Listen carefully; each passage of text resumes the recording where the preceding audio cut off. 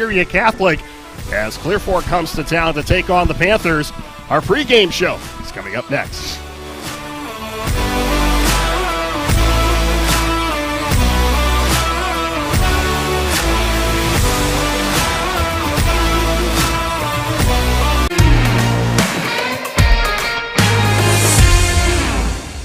At Knox Community Hospital, your primary care physician is more than someone who delivers your test results, more than someone who writes prescriptions.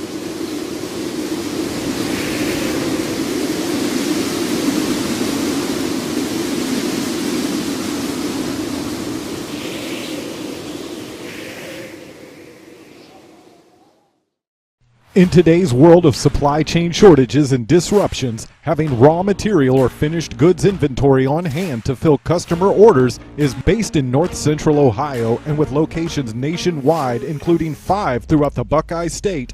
MWD Logistics can find your business the warehouse space needed to manage your distribution and logistic needs. Grow your bottom line with flexible warehousing solutions at MWD Logistics. Nowadays, you've got enough things to worry about. Your car shouldn't be one of them. And at Spitzer, stay worry-free with our Spitzer Shield. Get exclusive new vehicle benefits, like a lifetime nationwide powertrain warranty, unlimited time, unlimited miles. Plus, get benefits on our Spitzer certified vehicles, like our nationwide powertrain warranty, peace of mind with bumper-to-bumper coverage, and more. Visit your local Spitzer auto store today and get the Spitzer Shield. At Spitzer, our world revolves around you. At Knox Community Hospital, your primary care physician is more than someone who delivers your test results, more than someone who writes prescriptions, more than someone who listens to your heart. We are your healthcare partner who takes the time to know you, listen to your concerns, and provide you with expert personalized care to make and keep you well. Because to us, you're more than just numbers on a chart. You're a neighbor and a friend. Knox Community Hospital, the community. Take a look at all the action from Friday Night Football right here in North Central Ohio with great analysis, highlights, coach interviews, and so much more every single Friday night right here on the OH Report.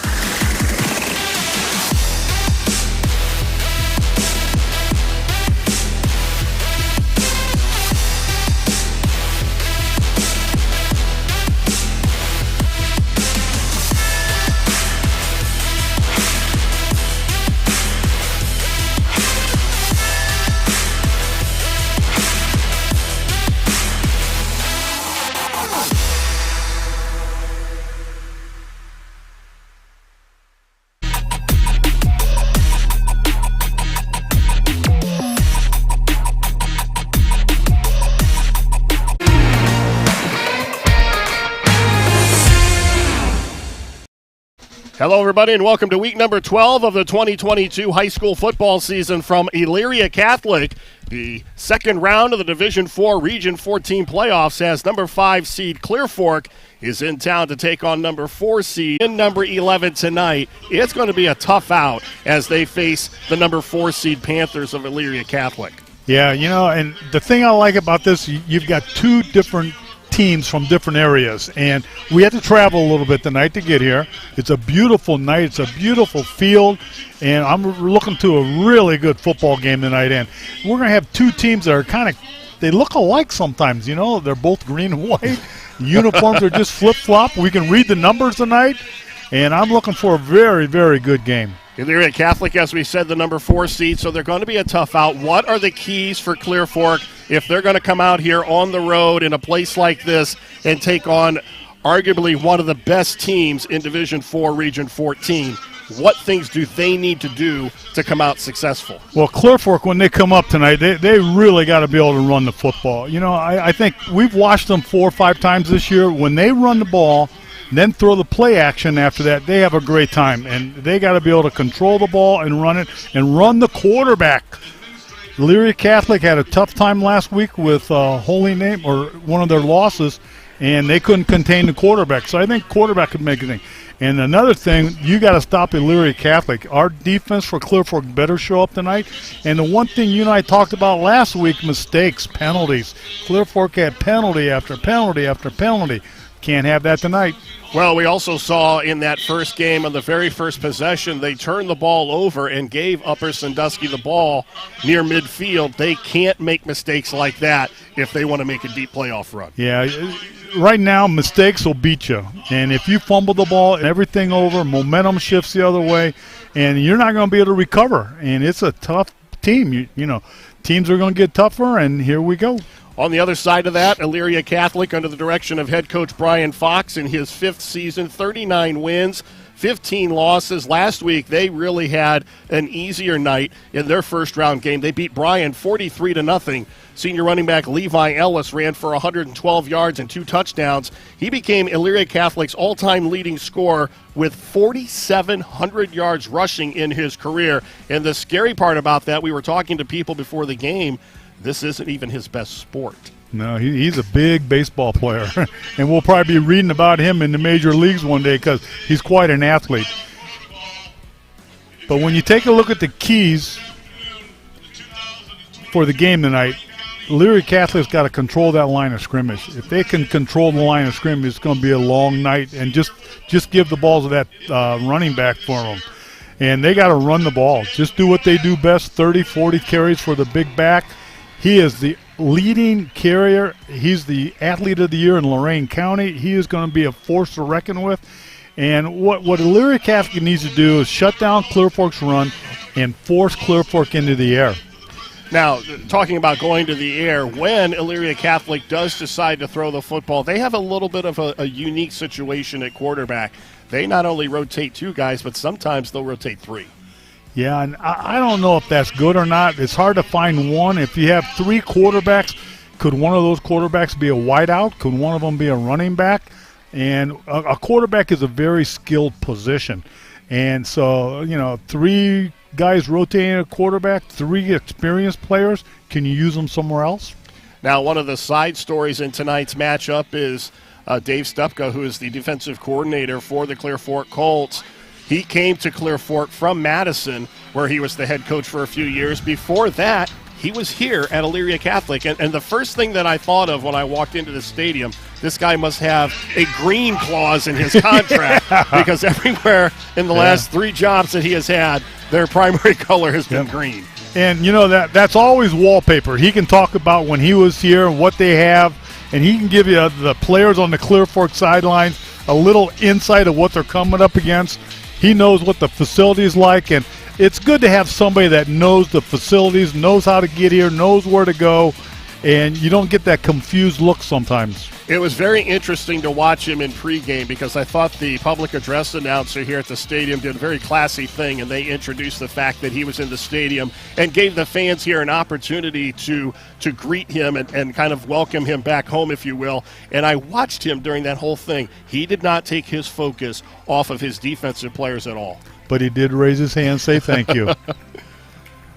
It is going to be a very interesting night here at Elyria Catholic as the Panthers look to advance in the playoffs. They are 9-2 overall. They won the Western Division of the Great Lakes Conference. The winner of tonight's game, well, they've got a tough challenge ahead of him. Cleveland Glenville, the number 1 seed, they're taking on Bellevue tonight. And those 2 winners, that game and this game, they'll meet next Saturday night. Yeah, we were talking in the parking lot. We walked up and down, talked to some of the tailgaters about, what goes on after this. And everybody talked about Glenville. Everybody talking about Glenville. And when you have Glenville, who at one time was one of the biggest schools in the Cleveland area, a Division I school, now they're in a Division IV, and you have 12 or 13 Division I athletes on it, you're going to make an impact no matter where you go. So everybody's looking ahead to that game, but we got one tonight that's going to set the tone. And that's almost unfair when you think about the caliber of players that come through Cleveland Glenville year after year. Ted Ginn, of course, running that program. His son, Ted Ginn Jr., went on to play at Ohio State and played in the NFL, and a lot of success for him and that program and the notoriety that they have. And they're taking on an 8th seed tonight, and most people feel that should be Glenville waiting for the winner of this matchup here tonight. Yeah, I was looking at the scores of Glenville, and their defense is one of the best in the country. I think they've only given up like 4 touchdowns all year long. They've got like 7 shutouts. Teams have bailed out against them not played them. So they are the pinnacle of the Division IV football teams. Clear Fork won the opening coin toss, and they elected to receive, and we have seen a lot this year of teams winning the opening coin toss and deferring to the second half, and I got a feeling Dave Carroll wants to get that offense on the field and have a nice long drive, eat some time off the clock, and that keeps the ball out of the hands of Levi Ellis. Yeah, when you have the ball, and Coach Carroll knows what he's doing. You know, he's been here long enough. He's a veteran coach. He wants the ball. There's a specific reason he took the ball. And what is it? I don't exactly know, but right now they're coming out of the tunnel, and they are jacked up, and we're going to play some football tonight. The Colts opened the season with a 21-20 win at Lucas, then suffered their first and only loss at Granville in Week 2, 16-8, and since then they have not lost. They have rattled off 9 in a row, and they look for win number 10 in a row tonight here at Elyria Catholic as they take on the Panthers. We are going to pause now for the playing and singing of our national anthem.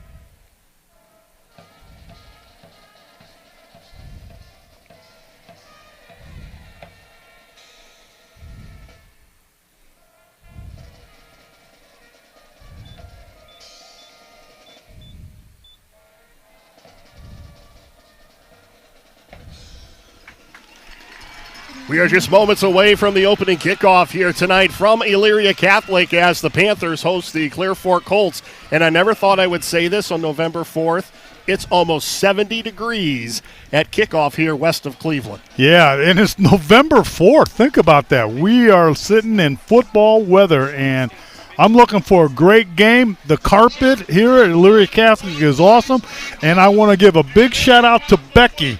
She put together a chicken with dumplings before the game for us up in the press box, and it was awesome. Our thanks to her. And as you take a look at the stands on the home side of the stadium, they had an inspection issue, I understand, at the beginning of the season. They were not able to use these bleachers all season long, so they had to bring in some portable bleachers, which is where the Clear Fork fans are sitting down to our left, and they had to use the visitor state bleachers across the stadium for the home team. So it's been kind of a bizarre situation and a bizarre season for them, but I understand they're going to benefit from getting some new bleachers and a new press box next year. And when I walked in, I had a throwback to the COVID years. Nobody was allowed to go to the game, so what they do, they put pictures of people in the stands. And that's what Elyria Catholic has done here. They had people donate some money. They had their pictures taken, and time to play football at Elyria Catholic.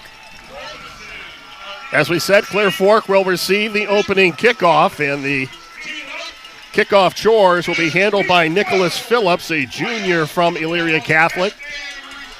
Ty Robeson back to receive along with Pawie Ault, and we are about to get underway here at Elyria Catholic High School in Week 12 of the 2022 high school football season. And it's a low kick. And Ault scoops it up at the 19, brings it up to about the 26, and that's where Clear Fork will start on offense. Let's take a look at the starting lineups for the Clear Fork Colts. They are led by their quarterback, Victor Skoog, 14 of 22 last week for 290 yards and 2 touchdowns. He also ran for 88 yards. Pawie Ault, a career night for him, 182 yards and 4 touchdowns in the win over Upper Sandusky. And up front, the All-Ohioan first-team All-MOAC selection, Caden Riddle, leads the starting lineup up front for the Colts.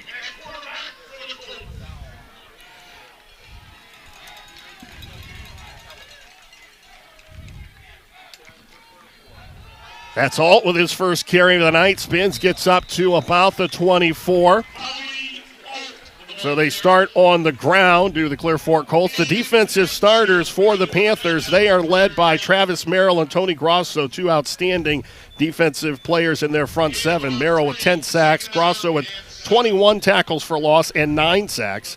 And the secondary led by Levi Ellis, 130 tackles. That leads the team, 15 of those tackles for loss.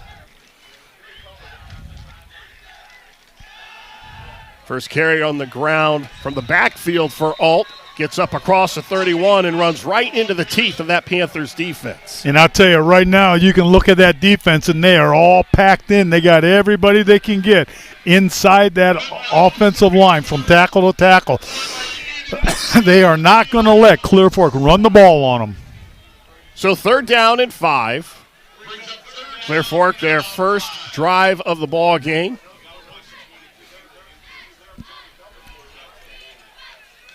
Schlosser lines up as the fullback as they bring Skoog up under center and they go into the I.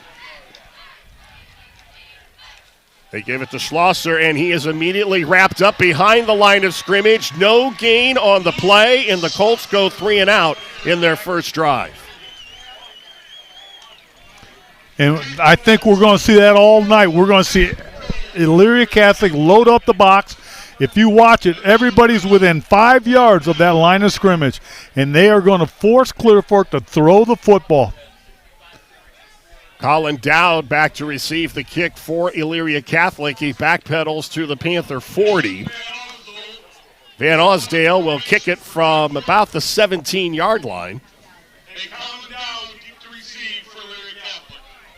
Van Osdale gets the kick off. It's a nice kick, and it bounces. Going to be fielded at the 24.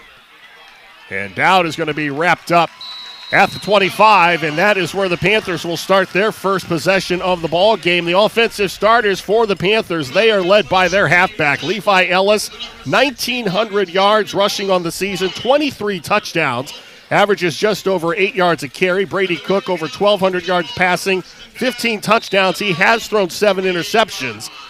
And Colin Ginley, one of the leading receivers, 24 catches, 321 yards, and 6 touchdowns. Well, you just give the ball to that number 44 and let him establish the ground game for you, and then you come back with a play action off of it. Let's see how the Colts are going to stop him tonight.